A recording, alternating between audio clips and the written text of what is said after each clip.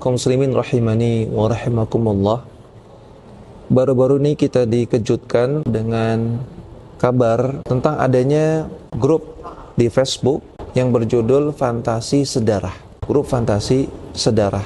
Yang mana di dalam grup tersebut ada 30.000 sekian anggota yang mereka saling berbagi pengalaman dan juga fantasi, artinya harapan untuk melakukan hubungan intim atau hubungan seksual dengan orang-orang yang masih sedarah, seperti misalnya anaknya atau ibunya atau tantenya atau saudari perempuannya atau semisalnya. Naudzubillah min dzalik. Bagaimana pandangan Islam tentang fenomena ini?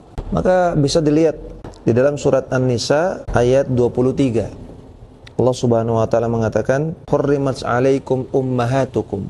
Diharamkan bagi kalian untuk menikah dengan ibu kandung kalian. Wa banatukum, dan juga diharamkan untuk menikah dengan anak-anak perempuan kalian. Wa akhwatukum, demikian juga saudari-saudari kalian. Wa ammatukum, demikian juga dengan tante, dengan bibi-bibi kalian. Wa khalatukum, demikian juga bibi kalian. Wa banatul akhi, dan juga dengan anak perempuan dari saudara, yaitu ponaan. Wa banatul ukhti, demikian juga anak perempuan dari saudari, demikian juga ponaan. Wa ummahatukum allati arda'anakum, demikian juga para ibu-ibu susu kalian, dan seterusnya.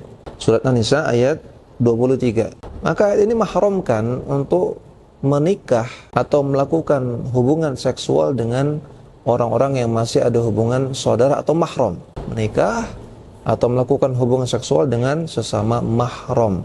Maka ini perbuatannya haram, jelas. Yang kedua, termasuk perbuatan zina. Jadi kalau ada orang yang dia melakukan hubungan seksual dengan misalnya anaknya, naudzubillah, atau ibunya, atau semisalnya yang sedarah, itu juga termasuk zina. Dan jelas ini perbuatan yang sangat menjijikkan, dan fitrah yang lurus tidak akan menerimanya. Akan menyebabkan banyak kerusakan, akan menyebabkan kacaunya nasab, rusaknya akhlak, dan juga termasuk pelecehan seksual kepada anak.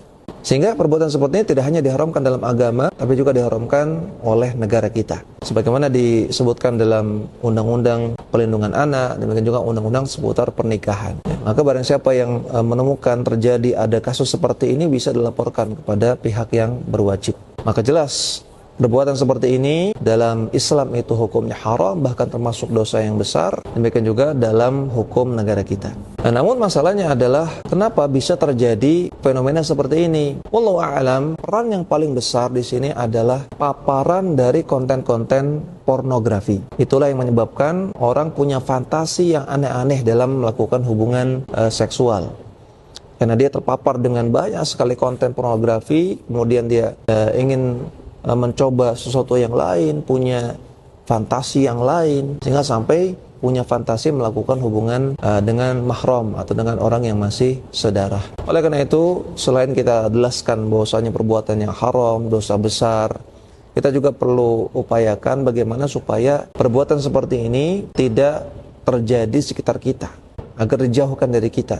Maka para hadirin sekalian, kaum muslimin rahimani wa rahimakumullah, mari kita saling menjaga, terutama orang-orang yang kita sayangi. Kita nasihati orang-orang yang masih suka mengakses konten-konten pornografi agar segera bertaubat, agar segera menghentikannya, karena ini akan merusak, baik merusak dirinya sendiri, merusak keluarganya, juga merusak orang yang di sekitarnya. Jangan sampai yang terjadi natis, jangan sampai yang tersisa tinggal penyesalan nanti.